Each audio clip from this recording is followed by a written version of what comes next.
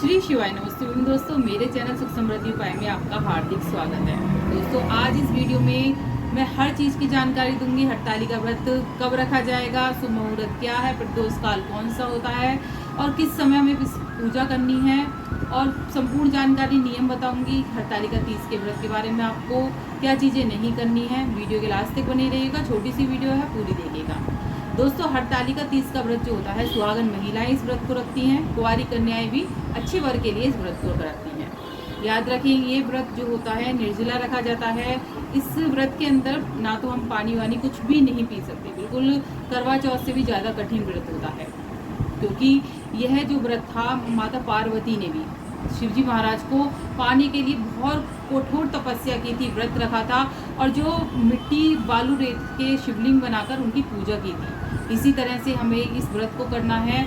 हम पूरे सालों तक नहीं कर सकते, लेकिन एक ही ऐसा व्रत बनाया गया है, अगर हम इसको कर लेते हैं तो हमारा अखंड सुहाग रहता है, घर में सुख समृद्धि बरकत बनी रहती है, माँ पार्वती का आशीर्वाद हमें मिलता है। दोस्तों, आप क्या करें, मिट्टी का शिवलिंग होता है वो आप बनाएं। अब मैंने इस वीडियो डाली है, पूजा विधि किस तरह से आपको करनी है आप देख लीजिएगा, मेरे चैनल पर वीडियो है।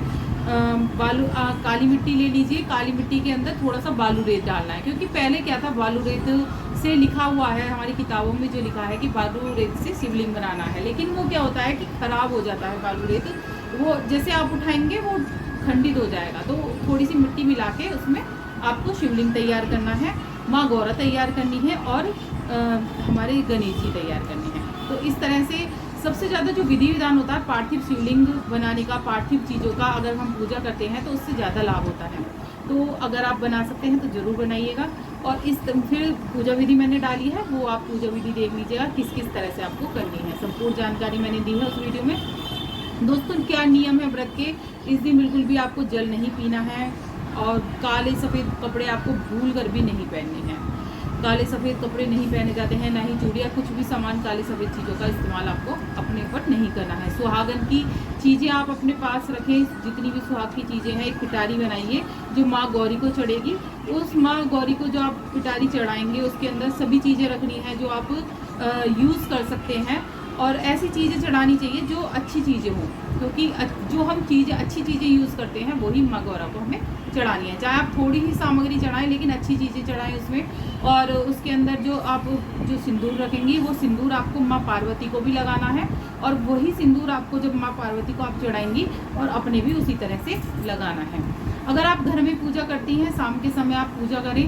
प्रदोष काल बहुत अच्छा होता है पूजा करने के लिए। वैसे तो जो शुभ मुहूर्त है वो पूरे दिन का पड़ रहा है। शुभ मुहूर्त जो वो पड़ रहा है सुबह 6 बजे से शुरू हो जाएगा और शाम को 8 बजे तक रहेगा। आप किसी भी काल पूजा कर सकती हैं। अब बहुत से लोग क्या होता है, आठों पहर की पूजा करते हैं इस दिन, तो आठों पहर की अगर पूजा करेंगे तो और भी अच्छा है। लेकिन शाम के समय जो प्रदोष काल होता है, जैसे कि सूर्य ढलने से पहले, थोड़ा सा सूर्य जैसे ढलना हो रहा होता है, उससे थोड़ा सा पहले आपको पूजा की तैयारी कर लेनी है। बिल्कुल पूजा आपको कर लेनी है। प्रदोष काल वही होता है, ना तो सूर्य अस्त होना होता है, ना ही सूर्य इस तरह से जब सूर्य अस्त होने को होता है उससे पहले आपको ये पूजा कर लेनी है। प्रदोष काल में आप मंदिर भी जाएं, बहुत अच्छा माना जाता है प्रदोष काल की पूजा। इस दिन बहुत ज़्यादा महत्व रखती है।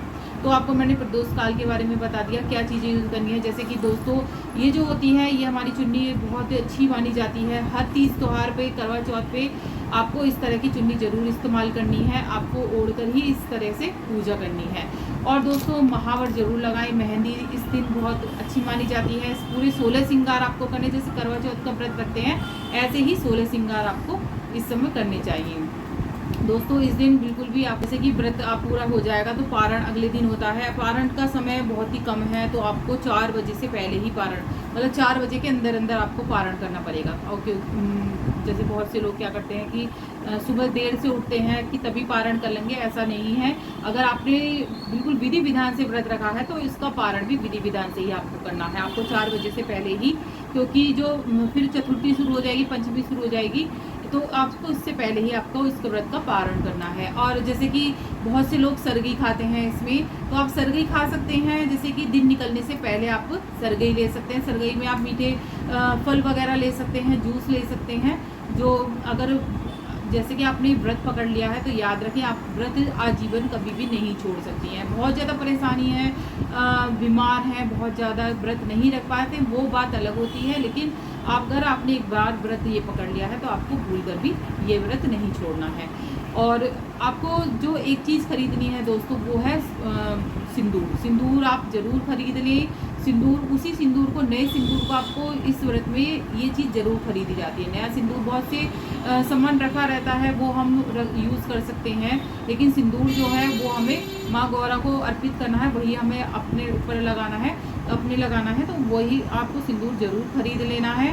और आप जो पुरानी चीज़ें हैं वो ये मत सोचिए कि यूज़ नहीं करनी है, वो यूज़ कर सकते हैं, लेकिन रखी हुई जैसे नई चीज़ें होती हैं वो आप यूज़ कर सकते हैं। और जो सुहाग की पिटारी है वो बना कर रखिए, क्योंकि गौरा जी को सुहाग की पिटारी ज़रूर चढ़ती है। और जो फिर उस सुहाग की पिटारी का क्या करना है, अगले दिन आज जैसे कि सुहाग की पिटारी पारण हो जाएगा तो आप जो फल वगैरह है, प्रसाद वगैरह है, वो सब बांट सकती हैं। और सुहाग की पिटारी आप थोड़ा सा सामान उसमें से रख लीजिए, या तो आप फिर बात जो और सामान है वो पंडित जी को वगैरह, पंडितानी को दे सकते हैं, या फिर आप किसी की बुजुर्ग महिला जो आपकी बड़ी हो उनको आप ये, अपनी सास को भी आप जो सुहाग की पिटारी है वो दे सकते हैं।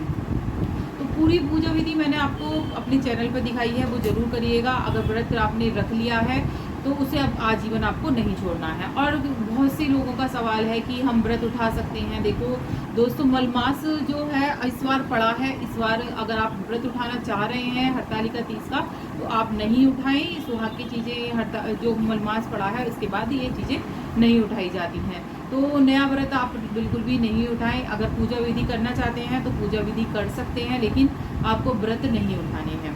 तो नियम से आप पूजा करिए। और इन चीज़ों का अगर आप व्रत रख रहे हैं तो याद रखें, एक दिन पहले से ही जो मांस मदिरा है या नॉन वेज खाते हैं या प्याज लहसुन आप वगैरह खाते हैं तो एक दिन पहले से ही नहाय खाया शुरू हो जाता है। 17 तारीख से नहाय खाए शुरू हो जाएगा। 18 सितंबर को ये हरतालिका तीज पड़ रही है, तो नहाय एक दिन पहले से आपको ये चीज़ें छोड़ देनी है। बिल्कुल आपको बिल्कुल भी इस चीज़ का प्रयोग नहीं करना है अगले दिन तक। 3 दिन ऐसे हैं हमारे, 3 दिन, तो आपको बिल्कुल भी 3 दिन 17, 18 और 19 बिल्कुल भी आपको इन चीज़ों का सेवन नहीं करना है। वैसे तो 1 हफ्ते पहले से माना जाता है, लेकिन जो बिल्कुल रह ही नहीं सकते इन चीज़ों के बिना, तो 3 दिन बिल्कुल माने गए हैं कि लहसुन प्याज ये चीज़ें बिल्कुल भी आपको नहीं खानी है। व्रत के पारण के समय आप मिठाई से, मीठी चीज़ से व्रत खोल सकते हैं, दूध वगैरह आप पी सकते हैं। इस तरह से आप मीठे से व्रत खोलें अगले दिन से।